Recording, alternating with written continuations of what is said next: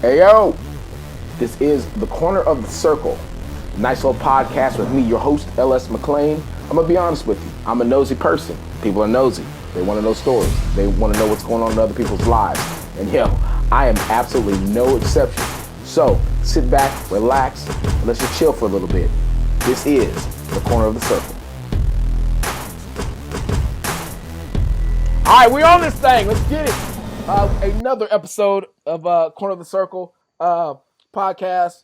Freaking YouTubing it. We're doing all that kind of stuff, man. We have the man, the myth, the legend, Mr. Alberto NUNEZ, better known as Berto. One of the many heads of the dragon that is 3DMJ. We got he's a natty pro. He's an elite level power lifter. I think the first time I ever saw this man was in Denver. It was like 2013, 2014, something like that.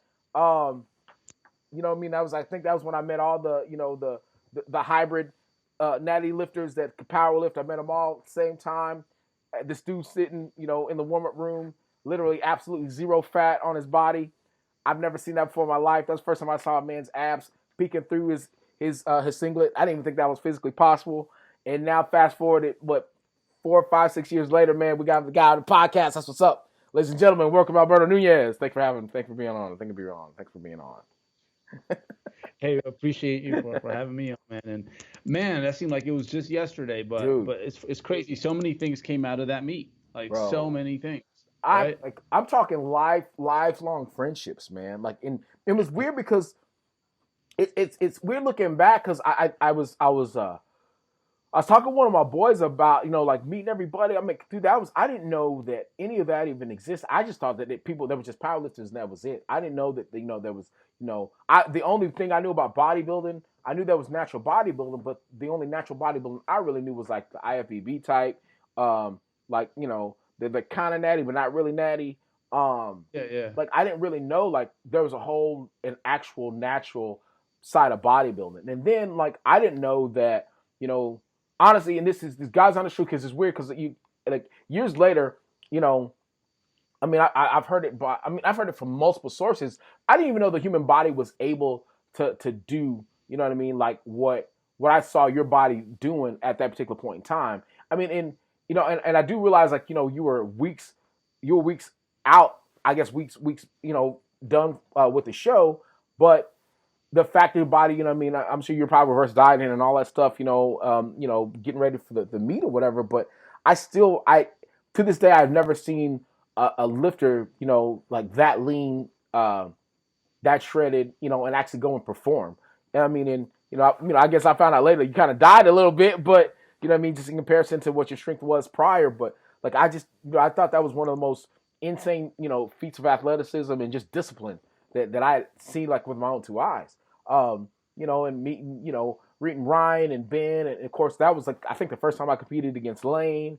You know what I mean? Like I didn't even know that there was a wave of you boys coming in, and like no joke, I think from that point, I think it wasn't necessarily the introduction of you guys to powerlifting, but it was definitely where you guys really got a foothold, and people really started taking note of what you guys were doing, and definitely taking notice of the performance of not only you guys but also the athletes that you had on your umbrella, and it's crazy now because you go through, especially through the USAPL IPF sector.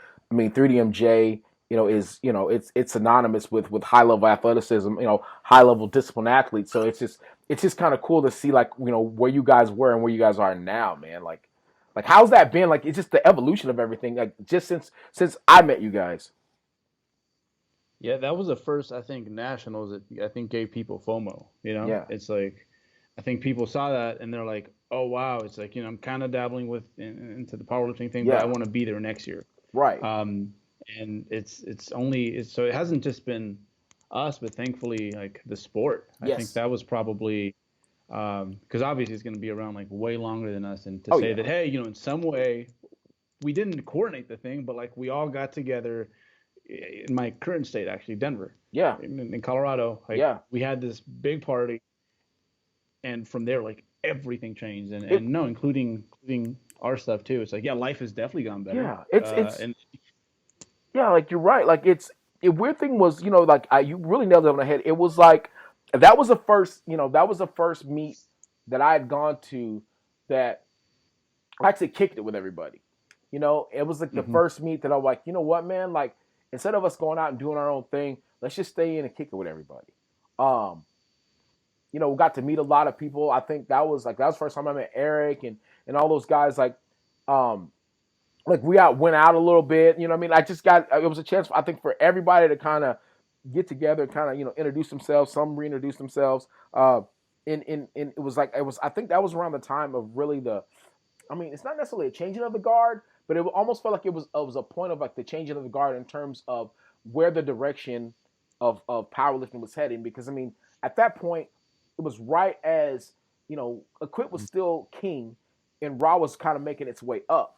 And as obviously as you guys, and the different the different organizations like yourself and TSA, RTS, a lot of those groups started really, taking a hold of of lifting, not just lifting, but raw lifting. It really you started kind of seeing a spike in terms of the popularity one, and just really the whole trend of athletes actually, and by athletes I mean lifters, by lifters actually paying attention to their dieting, paying attention to how dieting and how, I mean, not necessarily just physique, but how they're dieting and their intake, and then just sleeping, all that stuff starts affecting their performance levels. And as far as I know, as far as my introduction to the sport, you guys were really in the forefront of those, of those first few groups that really introduced the whole idea of proper nutrition, and of the adverse effects of having bad nutrition versus proper nutrition, and how it can greatly affect, like there is a correlation in terms of that in your performance, and how you could see athletes that years prior were like, oh, but he's good, but years later the guy's great and he looks amazing, and or she looks amazing. That was one of the biggest things that I took away from that I guess that moment of meeting everybody. Like you look back on that, and that was kind of a turning point. So like, I mean, in a lot of ways you guys are, I mean, and by you guys I mean 3DMJ, like I mean, and you're not alone. I mean, obviously, there's a lot of people in there, but for a while there, I mean, with everyone being so spread out, I mean, it's weird to say. I mean, aside from Jeff, you were kind of the face of 3DMJ for a while. I mean, and I mean, you still are, to be honest. I mean, like everybody looks for the jack dude with the long hair. You know what I mean? And and Jeff. And while they, Eric's out there doing his thing. I mean, you never can forget about Eric. But Eric, he's really holding it down in a whole other hemisphere. You know what I mean? Like there's so many, different faces. Obviously, Andrea, there's so many different faces that are part of 3DMJ, and you're all so very dominant in your areas, but somehow you guys come together like Voltron and make something just absolutely amazing, dude. It's dope. Like, and it's probably, the session's probably going to turn out me bragging about you guys to your face. I don't care. But like, just like, how did the whole journey with 3DMJ? How did that start? How did you get with those guys, or how did you guys start? Man, I think, well, now because of the internet, Uh it's huh. like we probably could land in any city and you have someone to live with, someone Right. to chill with, right? Right. Right? It wasn't like that before. It used to be like, man, I'm really kind of, facilities were kind of limited as well. Right. So often you train at a pretty, a place where people just, they don't want to compete. They just want to get healthy Yeah. and look better and Right. feel better. So you're always that weirdo.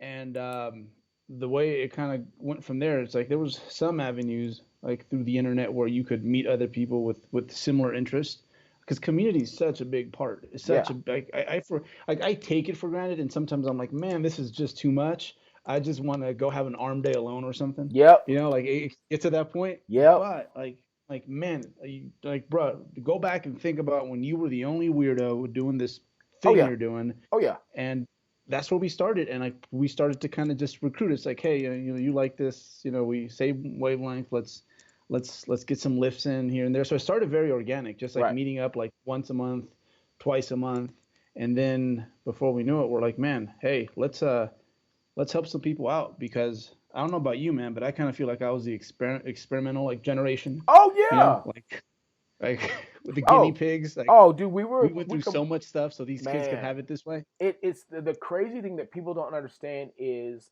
the crazy. I came in right at the tail end of a lot of the experimentation, because all the stuff that was being done at that point was really unprecedented. I mean, especially within the whole I mean, there's been power builders prior, Yep. but the way that you guys were doing it, the way that so many people started doing it, it was just different. So between that 2010, 2013, that Yeah. span, there was so much experimentation going on in terms of how is this going to affect the body. And at that time, it was really like volume was king, dude.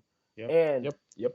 but I mean, and don't get me wrong, people do volume now, but bro, I don't think people understand the amounts of volume that we did, heading to a meet. I mean, tapers were very, very limited, if we had one at all. And I Yep. mean, it was crazy, and it was weird because I didn't really know about anything at the time. I was like, all right, it's either I'm gonna go to these guys, I'm gonna follow the pattern that these guys are doing, or I'm gonna go try to find some on the internet and not be 100% sure. And if you did find something on the internet to kind of use as a base to do your own home programming off of, it was usually geared toward geared lifting.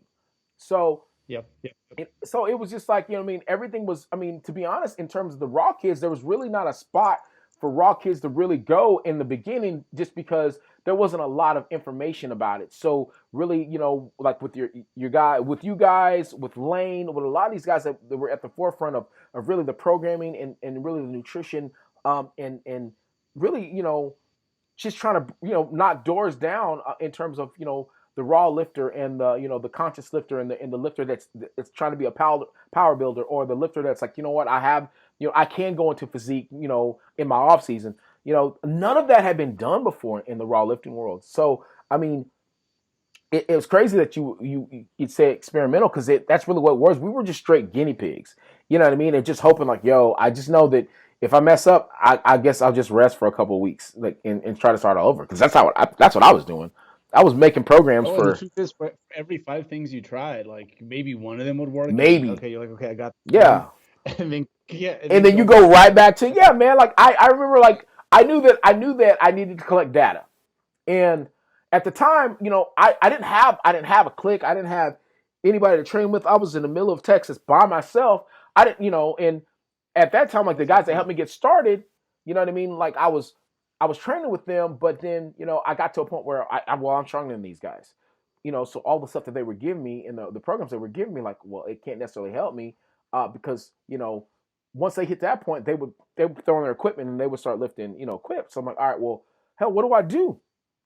So I started, looking up like different stuff from Ed Cohen. I started looking up just start strength, like a lot of people do, and trying to figure out like, I guess I got to make my own thing. So I started making my own programming, being my own, my own guinea pig. And I'm like, well, I know that Lane dude always talks about like volume, and you know what I mean, and I think that's what they do. So I'm gonna do a lot of volume. So I was like, the only volume that everyone knew about at that time, that was like, it was every day all day, was that Smirnoff, bro. Oh yeah, yeah, yeah. That, We lost a few of things. man, let me tell you something. I was almost a wounded soldier when it came to that. I mean, and I tried to do it and I almost died. So I was like, I'm gonna make a modified one, but I'm gonna make it where I'm gonna drop the weight down, but I'm gonna add more volume.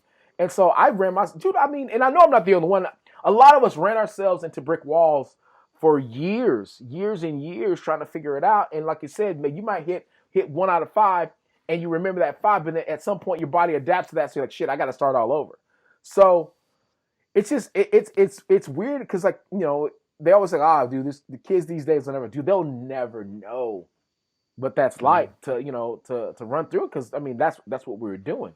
So like you're at a point now where, I mean, you've built your reputation. I mean, not just for 3DMJ, but just as an individual. You're I mean, you're definitely one of the best in the biz, man. I mean, if people ask about, like, what I need somebody, it's not always the people that want to get on stage, and it's not always the people that want to be a world class powerlifter or whatever, but like, people that I just want a better quality of lifestyle. Who would you suggest? Who's a good coach that that listens to you, that can get the job done, that can deal with what I'm going through in my life, whatever. And then your name is always one of the first to pop up. Like I mean, it's I don't even know how to ask the question. Like, I mean, what have you done over the years? I guess that's like really helped you kind of build that reputation of that. Because I mean, the one thing the overwhelming thing that I've heard about Alberto over and over and over and over is, dude, he listens. He listens. Um, and in this, in this biz, especially with coaching, not a lot of people, and by people I mean coaches, they're quick to listen, but they're even quicker to dictate and tell you, hey, this is what you need to do, this is what you need to do. Like, so is your style more of a, I'm gonna listen to you first, figure out where you're at, and then move from there? Like, how's it been over the years? Man, well, I think the listening skill, yeah, and I'll take that one, man. I think it's one that I had to hone because, like, growing up, I went to, I think I told it out, it was like 13 different schools. So like you're always being that new kid, Ah, right? It's yeah, like, okay, before you get on that campus and you tell them what is what. It's like, okay, just hold up, like sit there, yeah, observe, and if you do that, man, it's crazy what you can pick up. So so the one thing like that I've learned from like using that skill now with athletes is that people are different, man. yeah. It's like you got to coach people up differently, like, and um, there's just too much variety to people to like have the same exact approach because Right. it might be the same principle you're trying to implement, but how it's gonna how you gonna make them buy into that could look Uh, totally different. And yeah, like I go through my list of like even with like the top athletes that I work with, like those dogs that everyone wants to be like. yeah. It's like how I talk and what kind of dialogue we have. It's like it's so different. It's It's so yeah. It's different. But that's well, the only it's way you night can and make it day. work. Yeah, it's got to be night and day between them and somebody else. It was, and I always cite Eric. I always cite Eric on this, man. He's like, when you start coaching, a lot of people think you're gonna get in there for, you're gonna get in there for a quick buck. And I literally tell this story over and over and over. And it was one of the first, man, it was like 2012, 2013 when I read this, on his IG.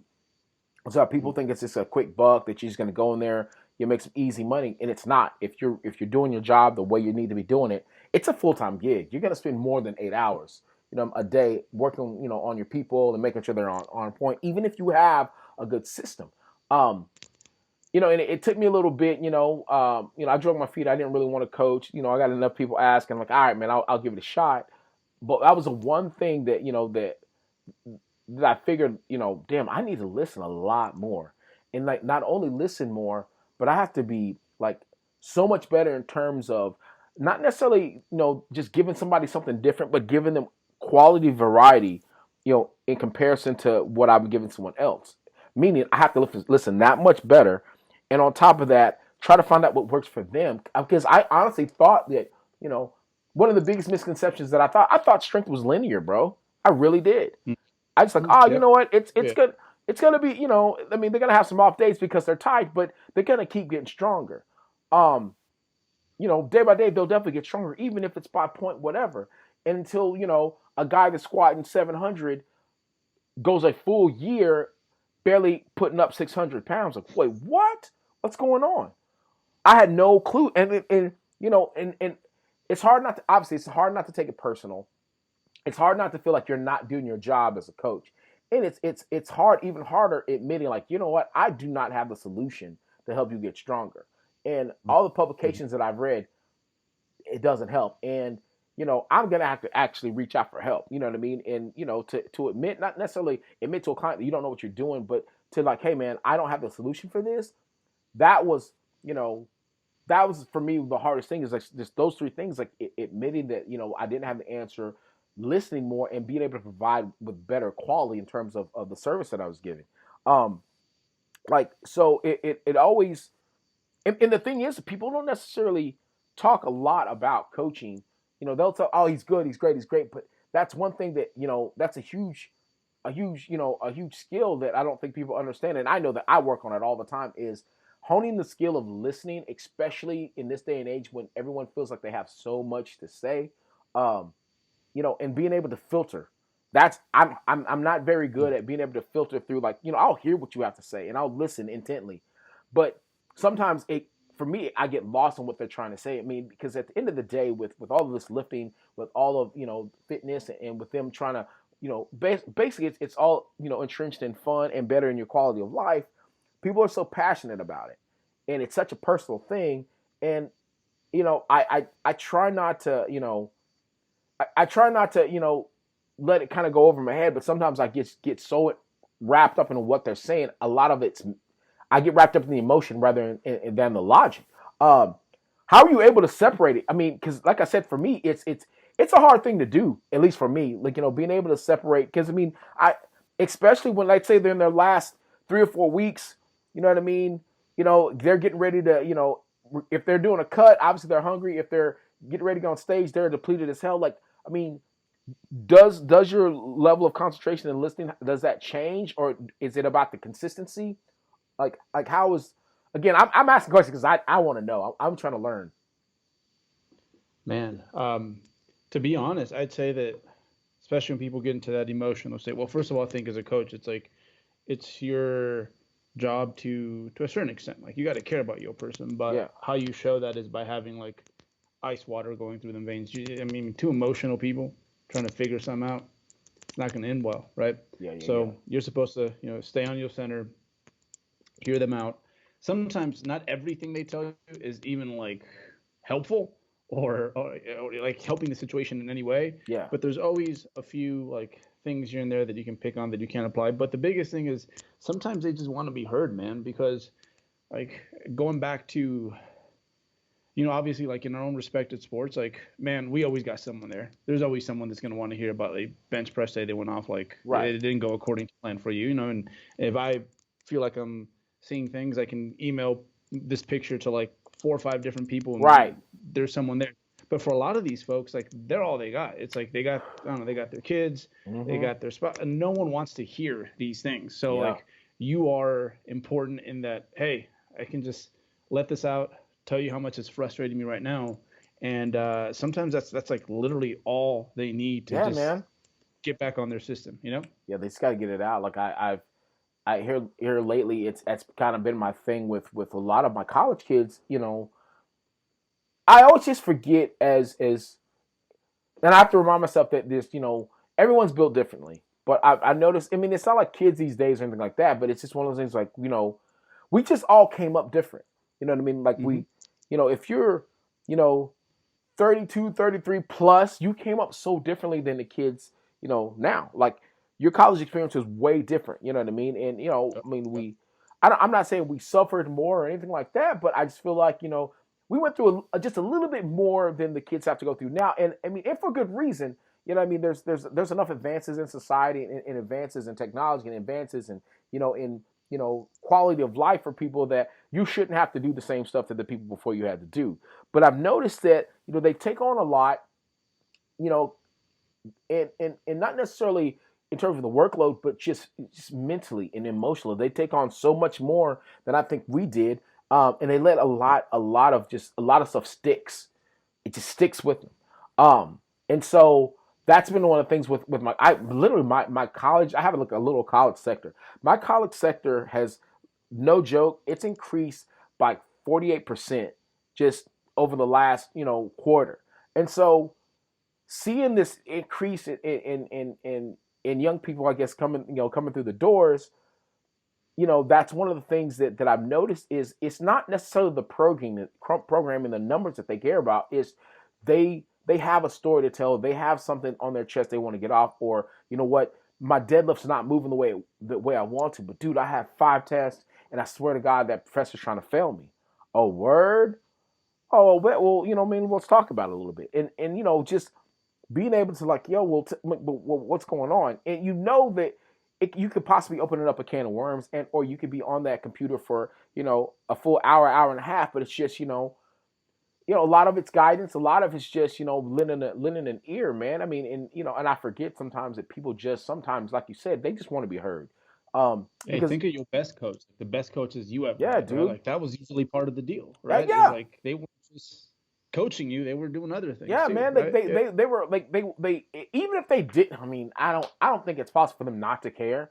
But even if they didn't care, you had no clue you had no clue what was going on in their life because they seemed like they were focused on what you had to say and what was going on in your life. And it was like you knew that they had, at least for me, I knew that, my coaches had 40, 50, 60 other people to worry about. But if it felt like every single time I came to them with something, they were cool with like, hey man, well let's talk about it, bro. Like, so what's going on?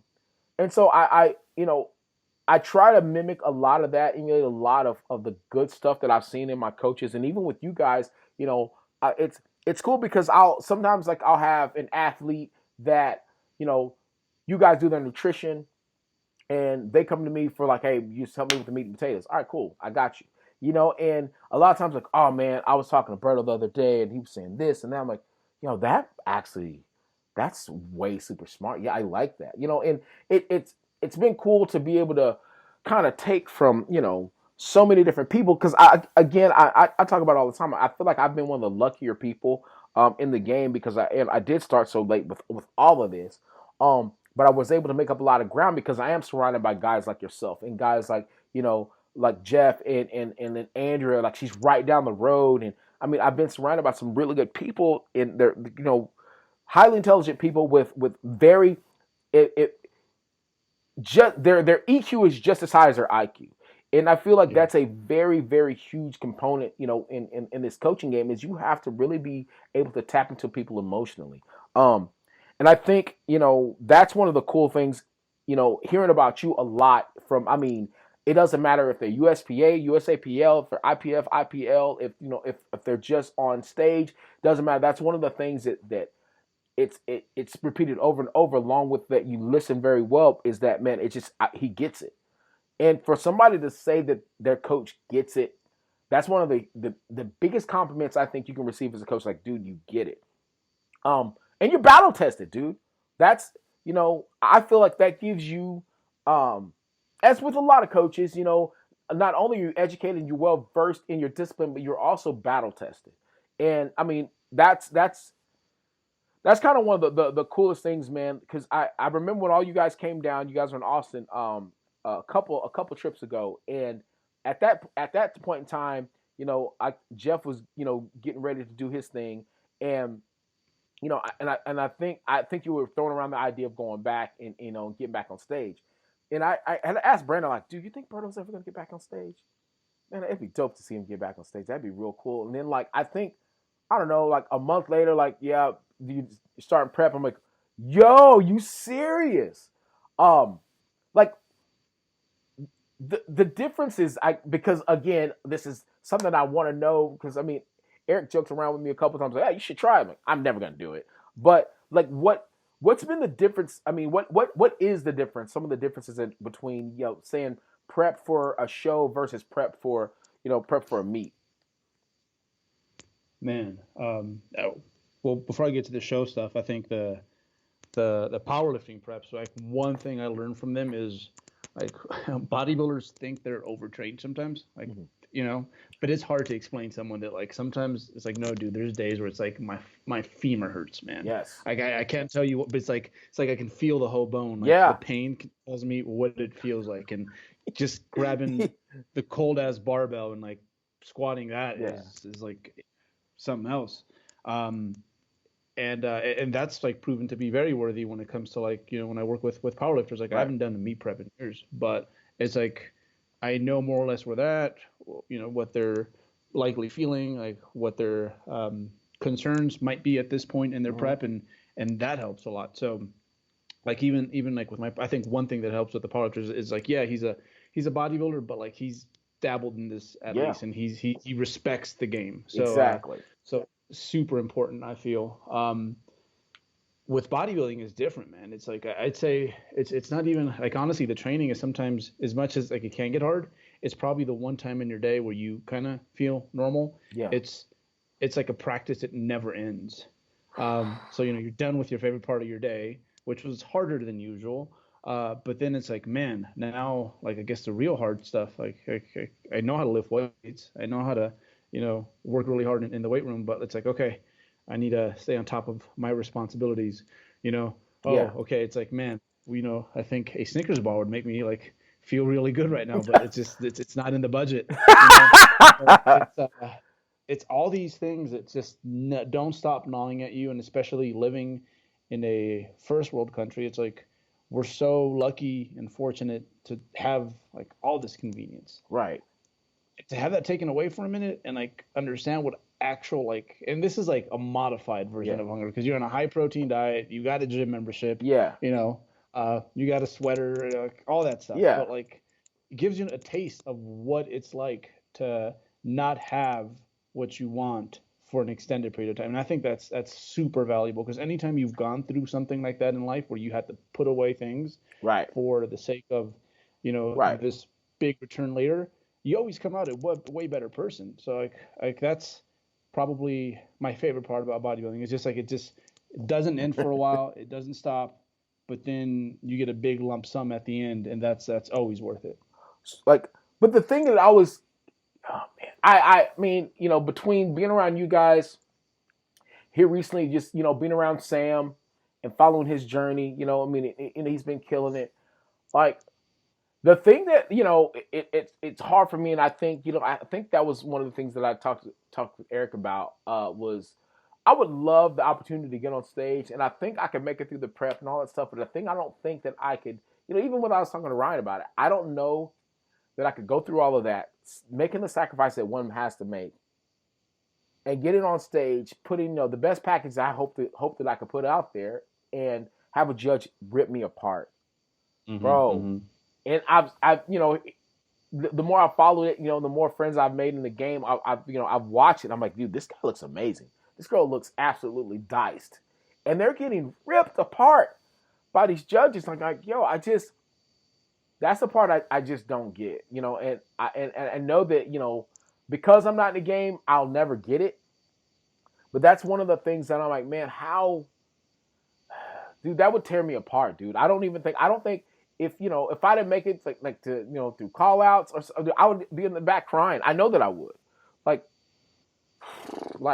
that part. Like, how is that part when you know, in your heart of hearts that you have prepared, you put everything together, you look better than you have, you know, ever before, and you go out there and you don't get the results that you want. Like, what's that about? What's that like?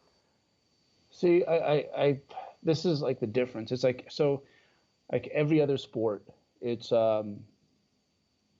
like when I show up to compete, I always remember that, man, it's like, yeah, you need to have your, and even if it's not the truth, like you need to have your confidence level up, right, and you need to believe that you are the best athlete right there, right, the best man for whatever job needs to be done.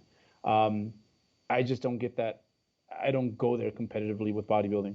Like the day of is just kind of like the cherry on top. It's the it's like the celebration almost, if you will.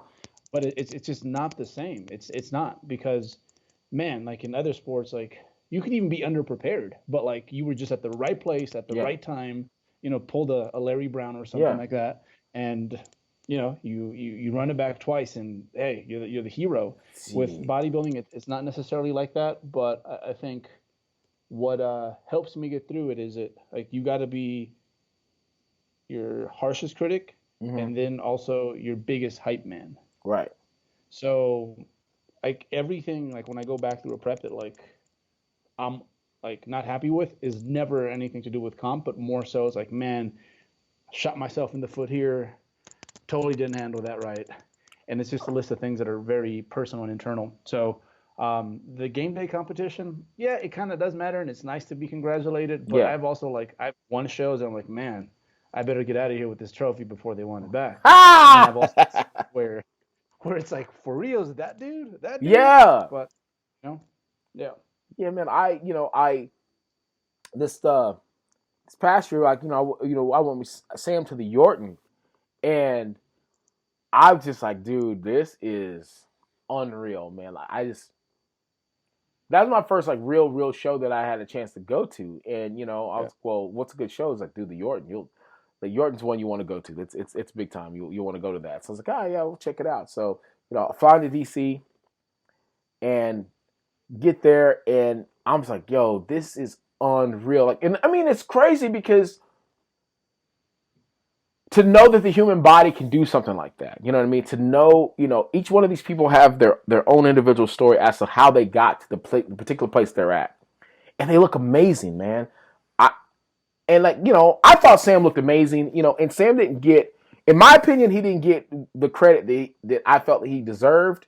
But Sam's been killing it, and again, I had to do my research to realize, like, dude, it's hard to maintain for that long, like week in, week out, week in, week out. Like, and so I was, talking to a couple of my buddies. They were like, yeah, what Sam's doing is otherworldly.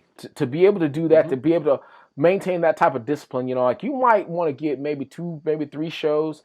Sam's doing like 5, 6 shows, and he's killing it, and then on top of that, guest posing at other shows. I'm like, dude, how are you able to do this? But I mean, some people are just machines, you know what I mean? Like I get it, but then I don't get it because I know, and I guess you're right. There's a different type of wear and tear on the body with bodybuilding, but still, my thing is the mental commitment that one has to make in order to do that over and over and over. On top of that, you know what I mean? His wife's about to have a baby. I'm like, bro, this dude, you might be Superman, high key. You might be, you know what I'm saying, a little bit of a Superman, because I just, I've watched you guys. I watched all your prep. I mean, like, I watched Eric go through his. I'm like, yo, this is crazy. Like, I think around that time for the last like couple of years, like at some point, if it weren't Jeff, it was you, and if it wasn't you, it was Eric. If it wasn't Eric, it was Sam. So like I got an opportunity to kind of not necessarily dissect it, but really kind of like get up close and personal and kind of watch the people that I enjoy, the people that are in my life that I absolutely like root for, kind of go through y'all's journey. And then, then out of nowhere, Ryan's like, yeah, I'm going to do it. I'm like, what? So then Ryan got in. I'm like, so legit, like all the guys within my circle of people that I look up to, for so many different reasons, all you guys are about to hit the stage or have hit the stage at some point, over the last like couple of years. And, if ever there were a chance for me to be motivated, because my girl called me out on it, she's like, I mean, if all of them are doing that, might be a sign. Like, no, that's not a sign. That's not a sign. That's just, no. And I think she wanted to see me diced up. I'm like, I'm good, babe. I think I'm good where I'm at. You know what I mean? Like, I might drop down to maybe like 190, you know what I mean? But I don't, God, dude, I would have to drop, there's no way. So yeah, I just, those final couple of weeks, I mean, I want to say those final 10 days prior to a show, like that's the stuff I want my people to hear about. Like, what are those final 10 days working up to show? What is the mental, I don't want to say mental anguish, because everyone handles their shit differently. But like, what's the mental part of all of that? The last 10 days, man. Hey, just to put it out there though, like it'd be crazy to see you shredded, man. I think you'd be really good at it. I think I think you know that too. But obviously, there's a process involved. Right? It's a 40, 50 weeks leading up to, because I'd have to start like 2 years. I would literally that would take me like 2 years to do it. You get to your magic number would be 170. 170. When was the last time you were 170? High school. Like freshman year, probably. Yeah. Yeah, right? I was like, oh yeah, I was a sophomore. I was like 165, 170. Okay. Dude, 170. Yeah. God.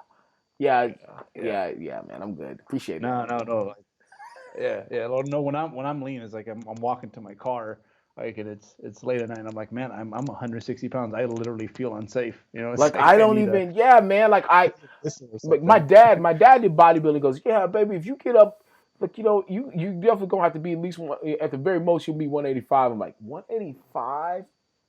Like that's my senior year of high school. Like I don't even know. I mean, I know I could do 185, but I'm just like, man. And then, I was like, well, I could probably do it, but then, I don't even know if I could, I wouldn't be able to lift. He said, no, you can lift. You wouldn't be able to lift the way you normally lift.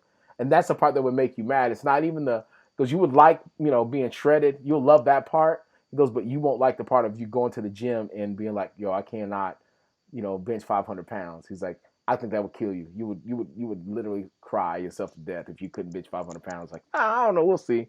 But it's one of the things I put it this way, Berto, straight up, it's on the bucket list of things to do. I got a couple more powerlifting goals that I really want to try to accomplish. You know what I'm saying? And the cool thing is they can all be accomplished by 2021. If that all happens, then it's not on my calendar. It's on my mental calendar. Like 2022, I thought about it, but I'm like, dude, I just don't know that I could. I don't know how long it would take me to cut down. That's my thing. Like, yo, that's the part. Everything else I'm good with. I'm like, I think I would enjoy like posing practice. I think I would enjoy like, cause like we, the couple times I did talk about it, I'm like, yo, like I literally I have all you guys. You know what I mean? So I'm like, Yeah. I got some of the best in the game, dude. I got the goats in the game, but I'm like, bro, and I think that's for me. That's the part that I'm like, yo, I don't know, man. Like, I don't even know. Like, it'd be different if you guys were like, ah. It's just Berto and those guys. Like, but you guys are it. You know what I mean? Y'all set the standard. You know what I'm saying? So like,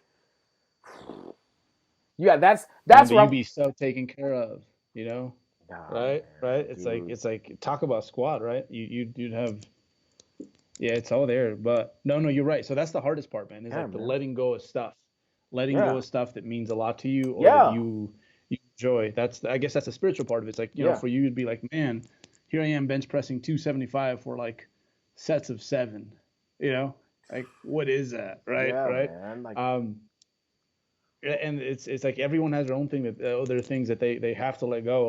yeah, Like for me, I'd say, man, probably the biggest sacrifice is just life loses its randomness. yeah, Like I like getting the phone call like, hey, yo, what you doing? I'm like, all right, let's go. yeah, Like that stuff is yeah, you lose that for a few weeks. It's like you're so regimented and everything's like on schedule and yeah, you feel like you created your own little prison in a way, and that's probably my hardest part. Um, but it's cool to know that you can sacrifice things. I think yeah, that's the biggest thing. Is that like, hey, like I can walk away from anything almost. yeah, Like being able to have that negotiation tactic with life, I think is like powerful. yeah. Like, just I think a lot of when people start realizing their capabilities, what they're capable of. I mean, and it's weird because it's an intangible and a tangible happening at the same time. You know what I mean? Like, you obviously you see the results, however long it takes for you to see the results, you see the results, but at the same time, what I mean, you're reaping these mental benefits of like, what, I'm able to sacrifice and or let, XYZ go for the benefit of, ABC. Like that's, and for me, I think that would kind of be a thing. A lot of it, at least when you make it personal, it's like, what, this is not just, it's not about the judges. And, it's not even about my final form, but it's about me proving something to myself. Okay, you feel that? Whew. That's break time. I get tired of listening for too long. So, let's chill for a little bit. Quick little break. Stretch your legs. Get something to drink. And then mosey right back. And let's listen up to the corner of the circle. Let's get started with the next part about myself. Yeah. Um, Yep. and like, I think I think that's the thing that so many people, at least the layman that'll never really try it. I think that's the part about bodybuilding that a lot of people get/don't get. They get the fact that it takes a lot of sacrifice to get where you're at, and they know to an extent what it takes, but at the same time, they're not willing to do it because they know what it takes to get there. If even if it's loosely, um, and that's crazy when you think about it, like this girl is literally giving up so much of their lives for this one particular discipline, but the key word there is discipline, and Mhm. whatever that discipline might be, it could be baseball, basketball, football. In this particular case, it could be natural bodybuilding. Like it's such a like I said, it's such a high degree of discipline for one particular thing that, I mean, not a lot of people are able to, like you said, stay locked in, eyes on the prize. You know what I mean? Because it's definitely one of those things where it's bigger than you. It has to be bigger than you. And to know that like you're playing and you're working and you're training for an end goal. and you have an idea what the end goal is going to be, but you really don't know. There's just enough randomness. There's just enough play. Like, you know what?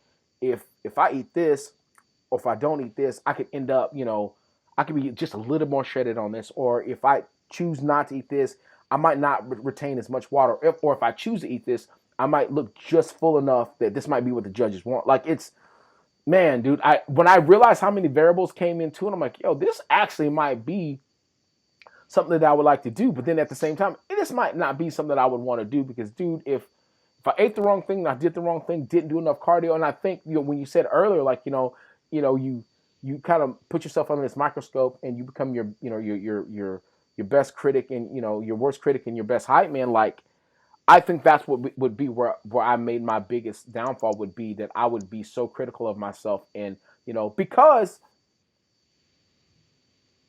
I hold you, I think you guys for me are the gold standard, and I mean, why not? I mean, even in powerlifting, I like, what, Ed Cohen was my gold standard. Like, this is what I want to do. This David Rick's gold standard.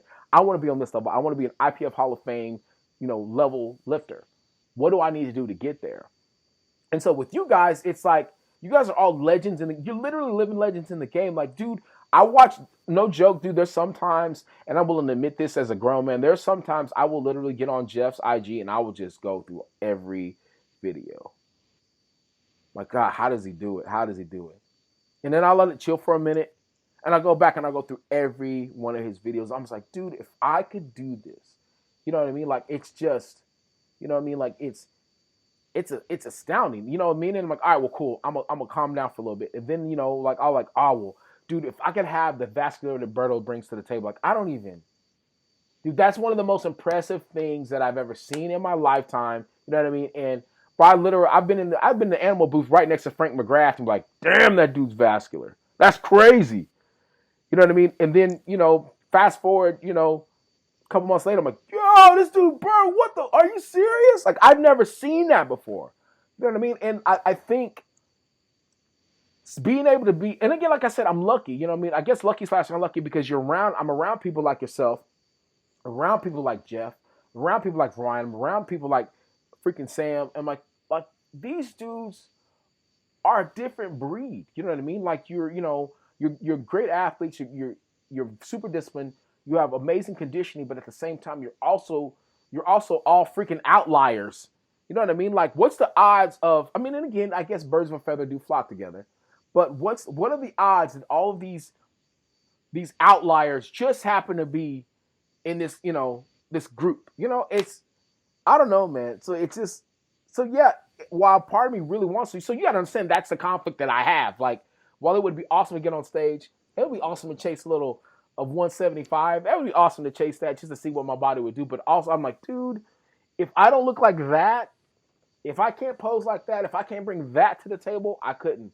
I don't even, man, I'd be so mad at myself, you know what I mean? Because there's a standard that's set, you know what I mean? And you don't want to be the weakest link in the clique, bro. That's just. See, you respect the game. Yes. I think that's the important part, like powerlifting at some point before this off season ends, like I want to do one, but and regardless of like what my total is, like I want like the people who I admire in powerlifting circles to like be like, yo, like that was, you put it down. Yeah. That was a good representation of what my sport is about. Exactly.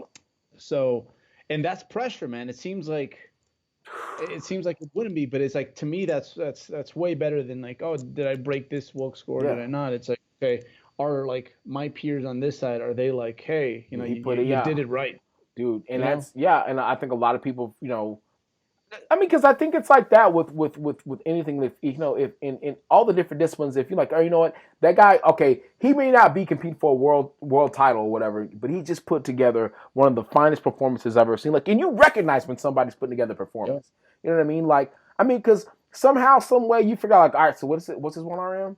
All right, bet. So what was his last total? Oh, that was how many years ago? Okay, bet. Let's see what he does. That opener looked nice. Now those attempts, his attempts are solid right now. You know what I mean? And like, I don't know how much is he gonna have anything left in the tank for deads.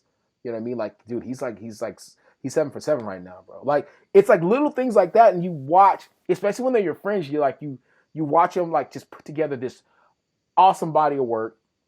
They get down to that, they go 8 for 8, like, yo, if he pulls this, dude, it's gonna be a PR and he's gonna go 9 for 9. Like, you know what I mean? And I get that, you know, but the cool thing with powerlifting is like, dude, damn near all of us is bombed out. So you could go freaking 7 for 9 and we're like, oh, he did it. But yeah, I get it. I get it. You know, it's For sure. you know, Yeah. but the cool thing is, I think, you know, like with anything, I think game recognizes game and people recognize effort. You know what I mean? And Yeah. like with, you know, I think, I think the same way about you, you know, doing another meet. Like I think about Brandon getting back on stage. You know what I mean? Like our buddy Brandon Wells. Yeah. Um, I'm like, hell yeah, dude, do that. You know what I mean? Because I feel like, you know, it's one of those things where there's you only have, you know, I mean, the window's pretty much, in my opinion, the window's infinite as long as you can stay healthy. But you only have like this short window of opportunity to really go out there and do the best that you physically can do before it's like, all right, well, it's time to hang it up. You know what I mean? And I feel like you're still in that window. Hell, you're younger than me. You know what I mean? So like, I feel like you'll put up, your numbers will be just as good, you know what I'm saying, as they were before. And at the same time, I feel like now, you know, because you've been in the powerlifting game just as long, you know what I mean? Like I feel like now, you know, you have an expectation of yourself that you won't allow yourself to go lower than. You know what I mean? I mean, and you actually have good lifts. Your lifts are like nice and your mechanics are good. I mean, in when you get heavy, they don't break down. I've noticed that. I'm like, bro, that must be nice. But my shit breaks down as soon as I get over, you know, as soon as I get over like 8.5 RPE. So yeah, I'm excited. I hope and pray that you do it, dude. Because at this point, it's just like, man, what haven't you done yet? You know what I mean? Like, go out, show out, shit. You know, put up a decent total. Hell, qualify for nationals. You know what I'm saying? Like, may as well at this point. You know, like I think it's a matter of time, you know, before you get the bug, bro, and then it's they'll be like, oh shit, Berto, just king of lifts, let's get it, you know. So I don't know, man. See, yeah. See, the platform don't freak me out, or like having some weight that I'm like, man, that's right at today's limit. Yeah. But it's again, it's more so like, man, what my peers gonna think. Yeah. Right? So it's the point where I'm like, if I do a meet, I think the first one is just gonna be like, I'm not telling nobody. I'm just gonna go fly, have a meet, tell everyone about it. You know, afterwards, good or bad, tell everyone about it. You know? That's trash, And bro. You gotta listen. You gotta listen.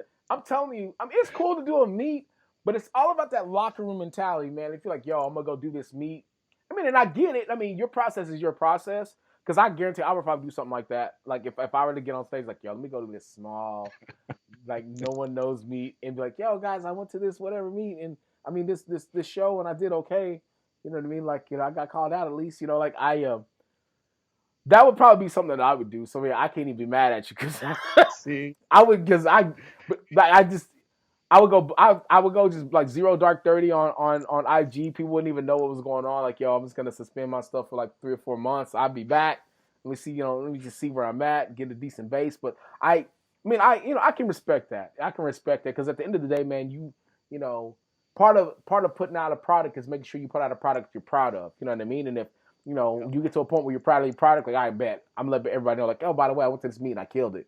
I got another one coming up. I'm going to nationals, so just letting you guys know. Like, I mean, honestly, that's a high key boss move.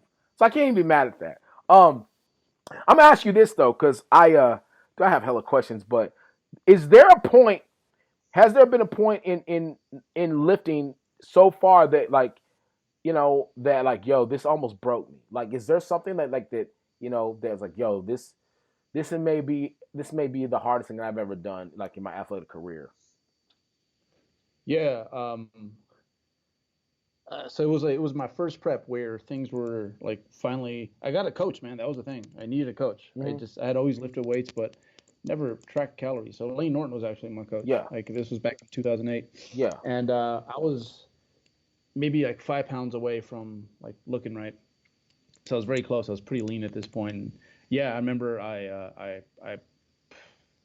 had so much going on between school, 2 jobs. It was just a host of things.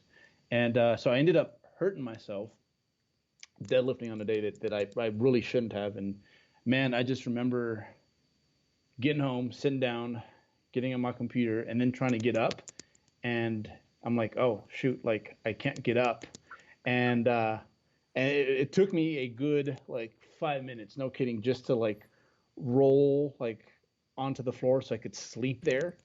And like my leg was twitching. It's to this day the most intense pain like I've ever felt. Like face was like flushing, um, and I thought it was over, man. I thought I was done with bodybuilding. Like I'm like that's it, that's it. Um, but there's two things that I was broken because I'm like, okay, that's it. I'm gonna have to go find something else. Like this is obviously not gonna work out no more. Right. But that's where I went. Like that night, I'm like, all right, Bert, start going through the list of things that you're good at. We're gonna pick something, and we're gonna like feel bad for those people who like competing with you on that. You know? Yeah. That's the first place I went. You know? So I was looking at it. I was like, okay, like you like this sort of science. Oh, you like art or whatever. Yeah. Like we're just gonna do a 180 on these folks. But what ended up happening is I took a week off the gym. I couldn't train legs for like the last 4 months of that prep, basically. But I still made it to every show, and I cleaned up every major show in Cali. Like I won the whole thing. Jeez. So going from like that low, but then also as I was falling, I'm like, all right, well, once we hit that ground, we'll figure this out. Yeah. I thought that was impressive, and like I haven't felt that low since.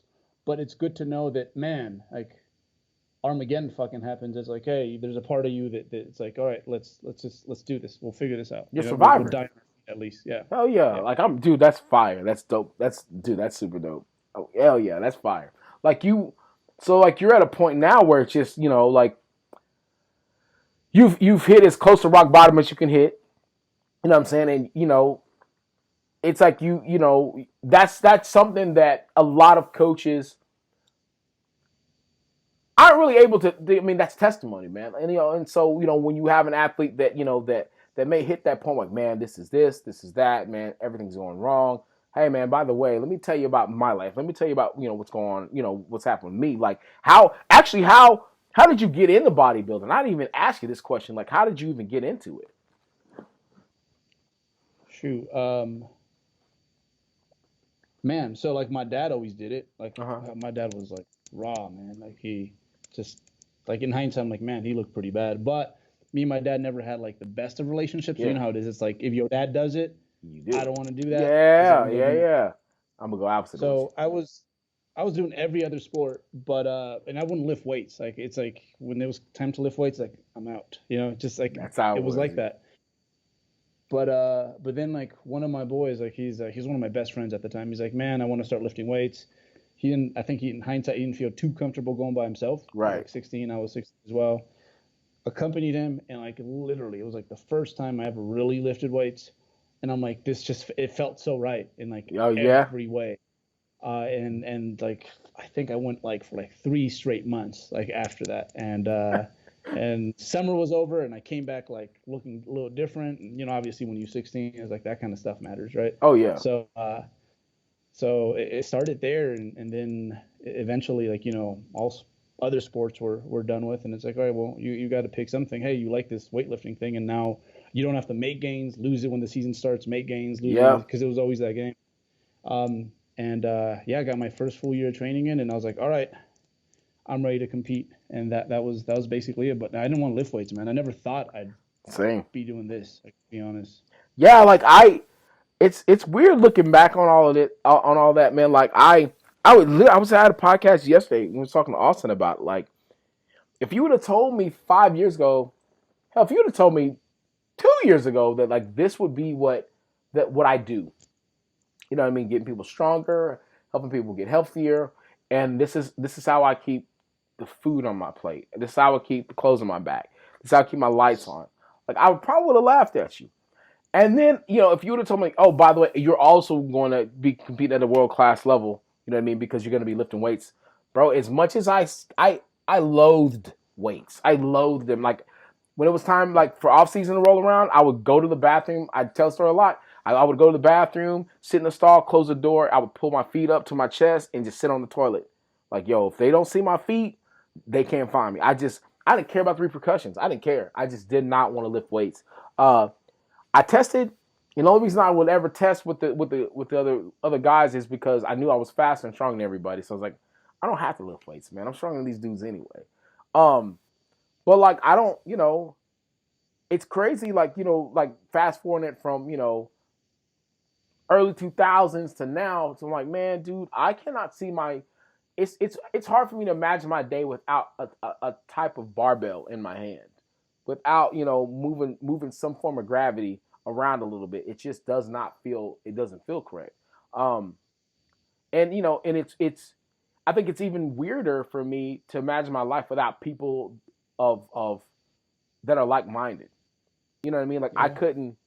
you know, I couldn't see myself, I couldn't see myself at this point like not knowing like, yo, hey, don't forget, Brendan has a show in 8 months, so I gotta make sure that I circle that on the calendar. Oh yeah, by the way, Brendan, those guys are gonna be coming to Austin in a few months, so I gotta make sure I could not see my life without like, having you guys in it. I couldn't see my life without, being like, yo, I don't really know the answer to that, but let me hit up my man because he does nutrition way better than I do. Let me find out an answer for it. Like I just, and while I know that we are part of the fitness industry, I never feel like we're a part of the fitness industry.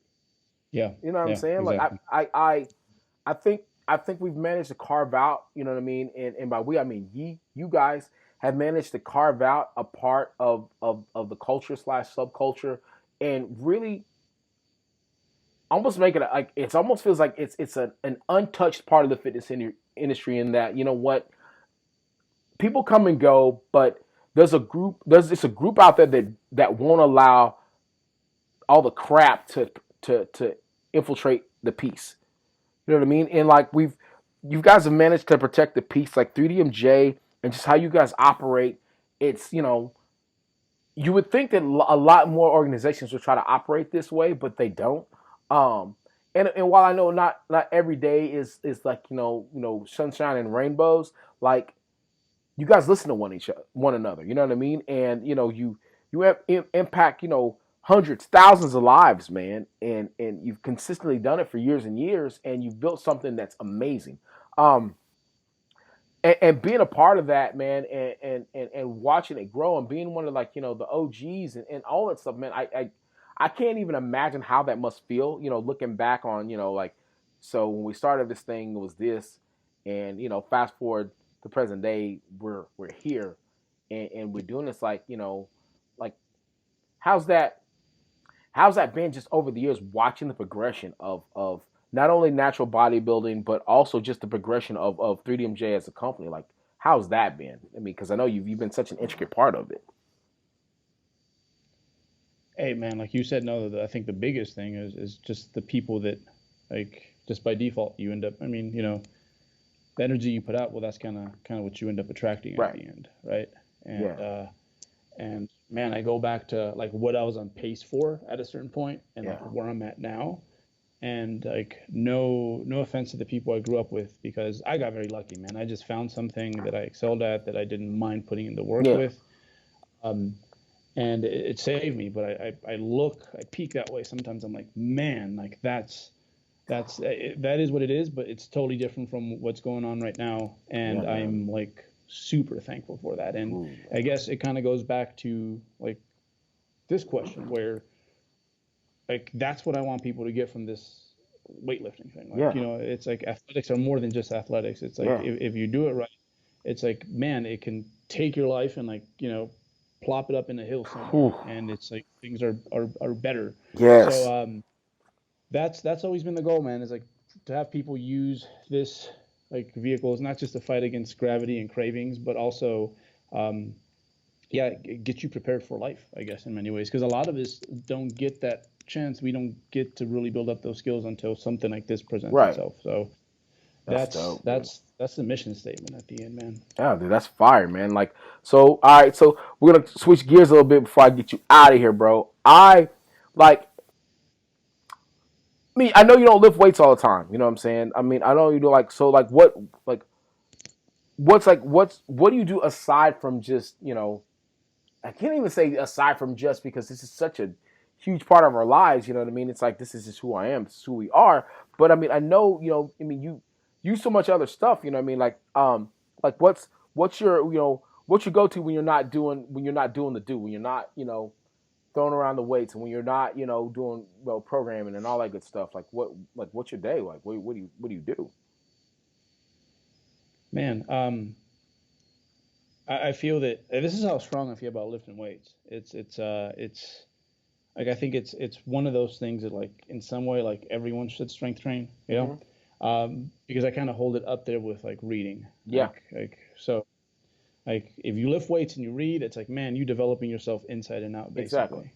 Um, so when I'm not doing the weightlifting thing, I like to do the escrow thing, man. I like spending like time alone when I can get it, Mm-hmm. and like literally just like burying myself in like whatever rabbit hole really is interesting to me at Yeah, that point in time.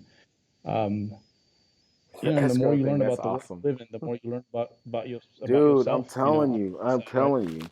Like I think that's been the one thing that I've kind of noticed as I've gotten older is like I there's so much information out there. There's so many things to do, things to see, things to experience, and I think the part that pisses me off is that I know for a fact as a human being I have a finite amount of time to experience all of it. Yes. Oh man. Yep. Yep. And and don't get me wrong. I mean, while I enjoy life and I do not take it for granted. That's the one thing that I get pissed off about sometimes is that I don't have enough time to experience everything that I want to experience. And so having to try to prioritize things that I really want to do versus the things like I want to do it, but how important is that stacked up against something else that I want to do? Um, and of course, for me, it always boils down to like, all right, well, while this might be a cool place to go or a cool place to kick it, you know what I mean? Like, do I prioritize that over the relationships that I have, over the people that are in my life? You know what I mean? Because at the end of the day, I mean, while it's awesome to have friends, it's awesome to have people that you love and everything, but there's also so many awesome experiences. So you're like, all right, so which one trumps the other, if it does at all? Um, dude, that's kind of been my thing, you know what I mean? And even down to like, all right, I know that I want to read more, so I'm gonna join a book club. So I joined a book club. You know what I'm saying? And that's Yep. dope. You know what I mean? But then I'm like, all right, if I read and I'm sitting down here reading, is that taken away from the time that I could have been like, there's a there's a sand dune that I didn't even know existed. 20 miles down the way from where I grew up, I had no idea that it existed. I'm like, yo, I could sit here and read this book or I could go check the sand dune out, man. It's like 9 hours away, so I could do a cool road trip and see a lot of stuff on the way. And read, dude. If it's a natural landmark, if it has like a historical sign on, I'm gonna stop and read it. You know what I mean? Like that. Like that's at this point, it's like, what do I prioritize in terms of my experiences now? You know what I mean? Like, let's just get an audio book then. Let's listen to it on the way there. Like, so I'm trying to experience as much as possible without sacrificing the time that I have with the people. You know, I mean, because at the end of the day, man, the hardest part, especially in the fitness industry, is that you start learning and getting information on the human body that that you not necessarily don't want to know, but things in terms of like mortality and the average mortality rate of a person. Like, bro, by all sense and purposes, dude, I got maybe 30 years left, if that, dog. You know what I'm saying? Like, Yeah. Yep. according to the standards before, like I may have 25 years left of my life, my dude. You know what I mean? So like, that's weird to be like, yo, average black man only lives, you know what I mean, like 65, 67. You know what I mean? Oh, show up, bro. So on average, I have 25 years left, my guy. That's it. That's Man, it. that's a different perspective when you think about it that way. It's like at some point, like all, especially the good ones you meet in life, like you will get a phone call, you Yes. know, You know what I mean? and that changes everything, Bro, man. either you're gonna get that phone call or you're gonna be that phone call. Yeah, You know what I'm yeah, saying? Like it is what it is. Like I mean, you very rarely do you have to make the phone call. Either you're yeah. gonna get it or you're going to be it. You're gonna be that phone like, yo, did you hear? You know what I mean? Like so, like for me, that's been the thing. And again, it's not like I'm like obsessed with my demise. I'm just thinking in terms of all right, man. From the time that you're born, your clock has its it has its number and it just starts ticking away to zero. Like, where am I going to be when my clock ticks zero? What am I going to be doing when my clock ticks zero? How am I going to be treating people when my clock ticks down to that final zero? You know what I mean? And, am I going to the gym and am I training and eating healthy, am I actually adding numbers back to that clock? You know what I mean? Like, some experts say yes, others say, it doesn't matter. You're genetically predisposed to die when you die. All right, bet. You know what I mean? Like, there's, and it's so weird because you do have those people like, you know what, man, this guy, he smoked every day, he ate like shit every day, and the guy lived to be 105 years old. Like, what? You know what I mean? This guy worked out all the time, ate right, swam, he had a very strong heart, and he died at 63. Like, it's just, your clock is your clock. You know what I mean? And while it's weird to think of it that way, it's still one of those things where, like, you know what, man? I know that I have good people in my life, so they need to know no matter what, like, yo, man, I fuck with you. I love you. You're good people. You need to know that. All right, bet. Now that you know that, by the way I treat you, by the way I relate to you, cool. Now let me go out and go do this. Like, am I spending too much time in the gym?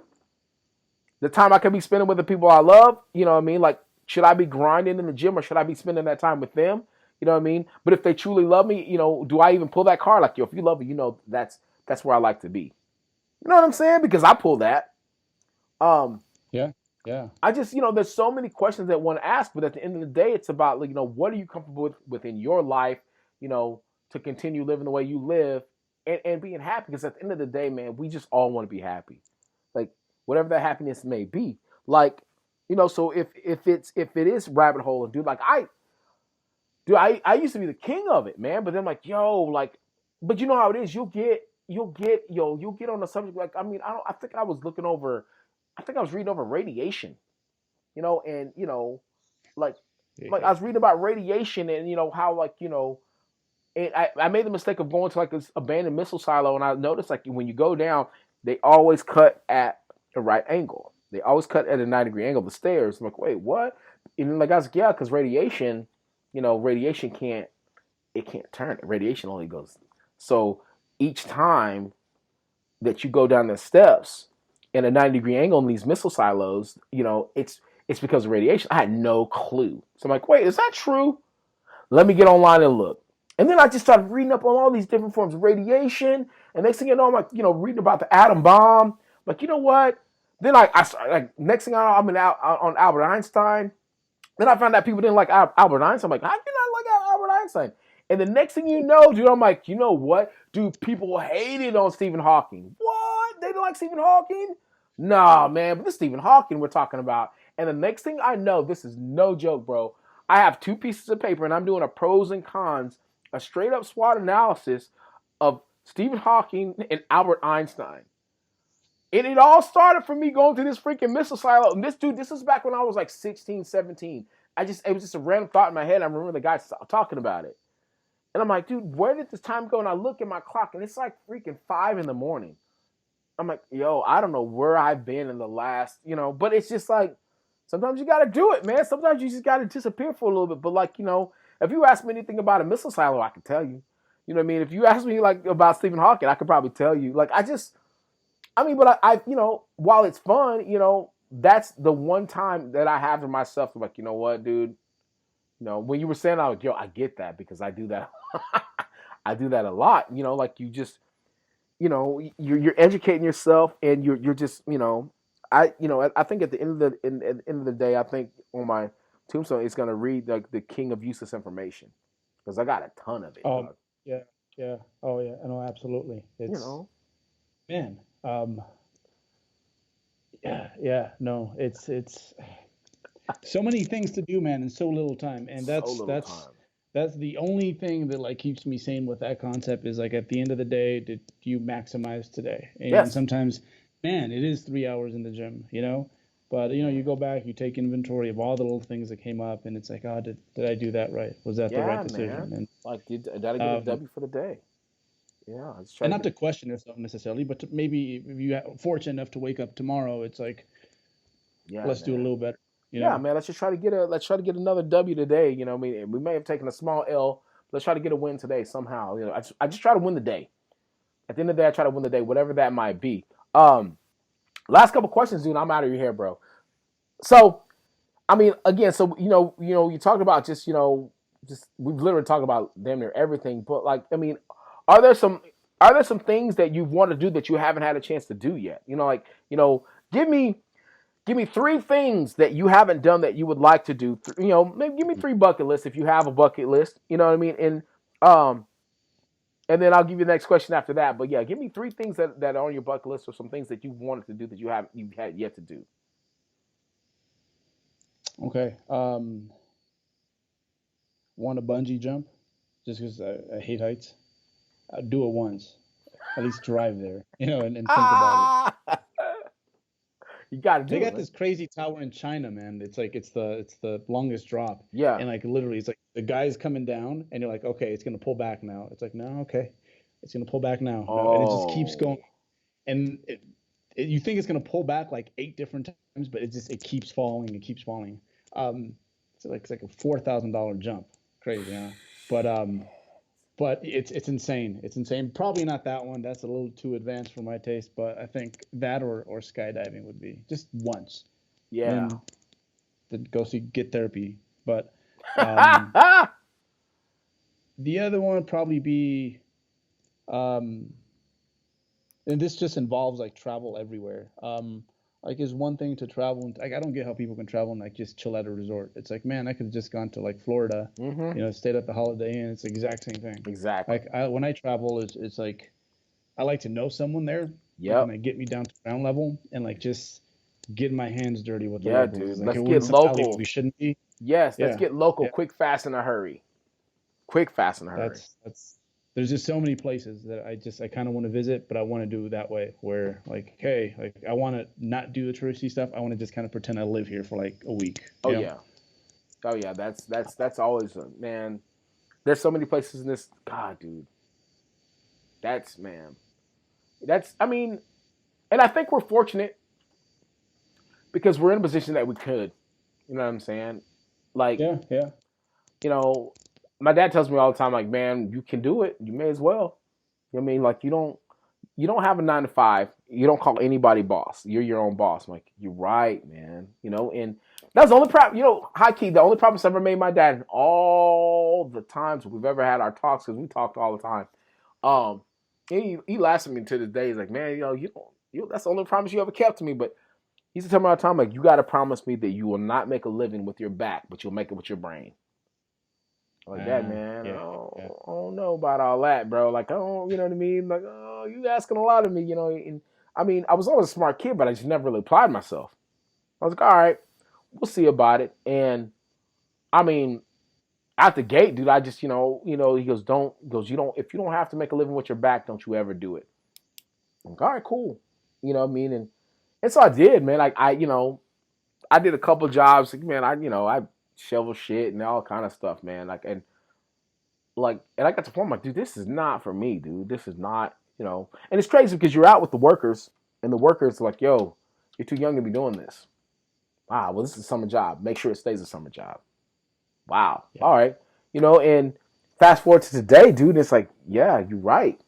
I guess I kept that promise, you know what I mean? Like, and so I feel like we're more than capable of being able to do it, you know what I mean? And we have kind of cool jobs to like sometimes the opportunities just provide themselves. They just kind of present themselves, you know what I mean? And like we want you to come to Singapore and do a seminar. Like, what? I've never been to Singapore. All right, bet, let's do it. Like, I'm gonna stop and hit 5 or 6 other places in between. Like I feel like there's so much of the world left to, there's so much of the world that I've yet to discover. You know what I mean? So I'm with you on that one. I'm definitely with you on that one. Man, in 100 years, it's all gonna look the same too. So Yeah, yeah. like right now, it's a good time because it's like, Yeah, dude. we can get to places like I gotta in the hit. world. Yeah, I mean, South Pole, dude. I did not tell you this. I don't even think I told anybody this. I applied for a job in Antarctica as like a tour What guide. kind of job?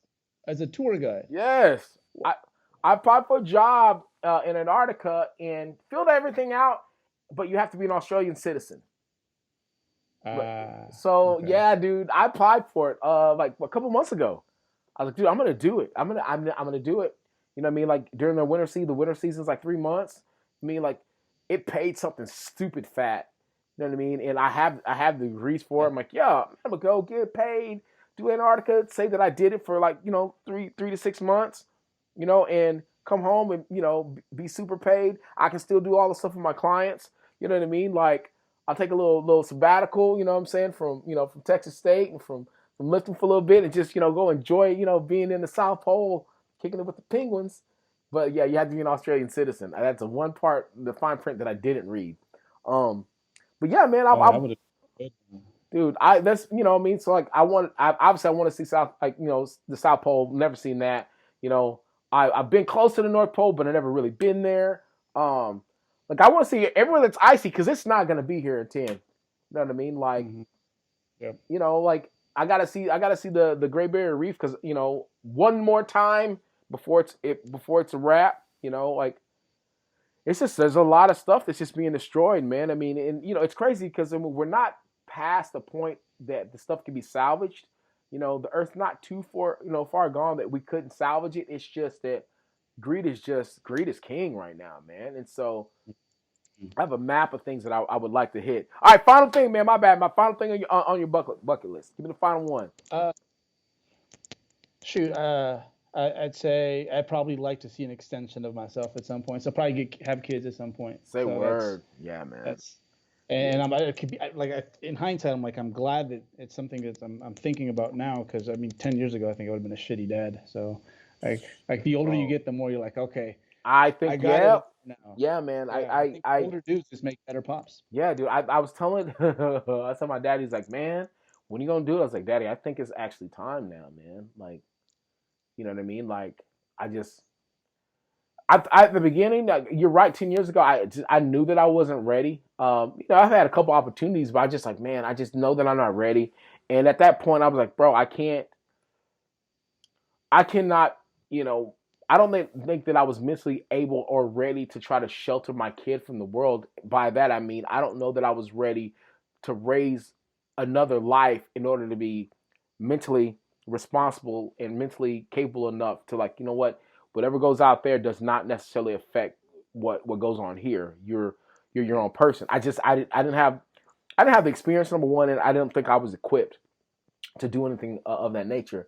Now it's one of those things where, like, now I feel like I don't think I'm fighting Father Time, but rather I'm just fighting the selfish bug. I'm like, yo, I think I would be a good pop, but I mean, would that be selfish of me? Because I mean, at the end of the day, it's like, do I want a kid because I want a kid, or because I feel like that me bringing a kid in the world would actually make the world better? You know what I'm saying? Because you're right, they're an extension of you. I mean, and it's cool to have a cute kid and everything, but that cute kid turns into an adult. And what that adult does is going to affect this world we live in. So do I have the capability of raising a responsible adult? You know what I mean? Like, I think I'm better with it now. I think you're right. The older you get, you start realizing, like, you know what, man, like you can actually do a better job because you're not afraid to ask for help. Number one, you're not afraid to say no. Because back in the day, I could not say no. You know what I mean? Like, and back in the day, I was more of a pushover. And, even like the women that I chose to, surround myself with, they, you just had to be hot. I didn't care about your character. You know what I'm saying? Like, what kind of, what kind of mother, you know what I'm saying? Like, it's little things like that. And as a guy, you don't necessarily think about it. Whereas a woman, they've had that straight up thought out, like from Jump Street, like, yo, this guy's, and I really wish I could have been on my shit a little bit better earlier in the game. But I mean, it is what it is. And we are where we are at this point. But yeah, dude, all three of those, I'm about it, especially the little Nino, bro. I would like one, but I just know that, I don't know that I could be a good girl dad. I think I would suck. That's a whole different kind of worms. Yeah, man. I mean, I think if I were by myself, a single dad, I think I can handle being a father to a little boy. You know what I mean? But to a little girl, I would need all the help in the world. I know that I would. I mean, I coach cheer, and like I can't say no to my cheer girls, dude. And they're like grown women, so I'm like, yo, I don't know that I'd be horrible, man. I mean, shout out to all those dads out there, man. Actual fathers out there doing their thing, because you guys are freaking heroes. But yeah, dude, I'll get out of your hair, bro. Like I said, man, I just, I guess off camera, I mean, we had a legit little convo, but like you're definitely one of my favorites. You've been one of my favorites for a long, long time, dude. And I used to be so afraid to talk to you because I just didn't know what you would say. You know what I mean? And there's there's always to me, in my opinion, there's always a higher degree of strength in people's silence. You know what I mean? And you're the type that I mean, you speak, but it seems like all your words are always carefully thought out. You know what I mean? And it seems that what you have to say is always holds a higher degree of importance. And I while I appreciate people that are like that. I mean, there's not a lot of people who like, yo, when he speaks, I need to listen. And you're one of those. Shit, pretty much all the guys that I really look to and look up to, I pretty much hold them in that regard. Like when they speak, I want to listen. You being one of those, Ryan being one of those. Like there's it's about 4 or 5 of you guys. I'm like, yo, I really want to hear what he has to say, because it always seems like when you open your mouth, you're given some type of gem that the world needs, that people need to hear. And obviously, I mean, that's just yet one more reason why you're held in such high regard by a lot of people, because you make such a huge impact, not just on the bodybuilding industry and not just on powerlifting, but just on people in general. And that's huge. You're one of the few that actually use your impact for for good things, man. You've helped a lot of people, self included, just just with your demeanor and just how you carry yourself. So I definitely wanted to get you on. I mean, and the people that know me know I mentioned Berto here and there, and like, wait, who's this Berto dude you talk about? And it's one thing to give them your IG, but the IG only it only gives a small, especially in your case, it gives such a small crack in the window. You're literally peeking through the eye hole through the outside in, with you. So I appreciate you taking the time, man. Just kind of chop it up with me, dude. It means a lot. It seriously does. Hey, no. Like again, two-way street, man. And same first impression with you. It's like here's this like this huge dude, just like look like he's hulking out when he's just chilling there waiting between attempts. But it was at the end. It's like I didn't know you back. This was like back in 2014. Like, Yeah, man. that USAPL meet, and like fast forward, it's like, oh, this dude's like way different. Like, don't judge a book by its cover. Yeah, Like he will hype anyone up, and that's bro. probably one of the things from you that like I've tried to apply. It's like regardless of how my day is going, like regardless of how much of my own encouragement I need to get out of whatever it is that I'm feeling, it's like, hey, there's nothing that will there's nothing that will assist you in getting out of that, like giving to others when maybe you don't have a whole lot. Because that is spot wonderful, on, right? dude. That's spot on. Like you can literally be the energy that you want, bro. Like Yeah. that's I've lived by that for so long, man. And I seek the energy. I not only do I try to be the energy that I want, but I seek the energy that I want to be around and want to be like. You know what I mean? So it's been, dude, it's been a hell of a journey just up to this point, man. It's because it's the friendships that we've all been able to cultivate. They've none of them have been forced.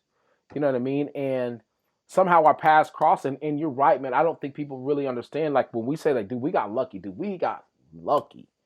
We got Yep. super lucky. We're super blessed to be in the positions we're at. And the fact that we're all able to do it in a dope way. You know what I'm saying? And like we're encouraging with one another, man. And like just like this podcast, bro. This is just for fun. But I mean, I'm like, dude, you're literally one of the goats in the game. You know what I mean? And people, I don't think they understand like how like much of a an honor and a privilege this is to have you on. I mean, because people just, I don't think they understand I don't think people understand the impact you've had in the game, and you continue to have in the game. So I mean, this is going to be one of the things when when we're all dead and gone, and the higher life forms decide that they want to go through 21st through 22nd century Earth history, and they're like, yo, let's go through that bodybuilding part. Let's go to the natural part. This guy right here, like I really feel like I want these podcasts to be a part of that history. So I do appreciate you, and I do appreciate what you bring to the table. And I'm ever forever going to be grateful to you for just taking the time out to kind of humor me and entertain my people. But yeah, dude, I'll get out of your hair. Obviously, you have all the forms of social media. Where can you be reached? All right. So yeah, we have the 3dmusclejourney.com. That's the website. I'm all over IG, Nunez 3DMJ, and our YouTube channel, Team 3DMJ. Like that's we stay pretty active on all those. And yeah, take a peek, folks. If you haven't, we have a little bit of something for everyone. And yeah, like you said, man, we're just gonna continue to try to leave these little ripples in time because they go forever, man. You know, yes, sir. like yes, sir. just keep contributing and leave it better than we found it, man.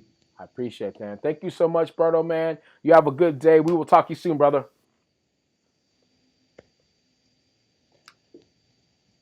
What's up, guys? Thank you so much for listening to the Corner of the Circle, for watching the YouTubes and listening to all the different podcasts and all that good stuff. Want to let you guys know, also do some coaching. You can go to ellismcclain.com and it will lead you right to where you need to go as far as filling out an inquiry and all that good stuff. And also, if you want, apparel needs and all that good stuff, we got swag. ellismcclain.com. Again, thank you so very much for everything you guys are doing for us, man, and helping us grow and all the good stuff. Like I said, stay tuned. We got more stuff coming, more episodes coming, more content coming. Either way, a lot of stuff's coming. Thank you guys very, very much.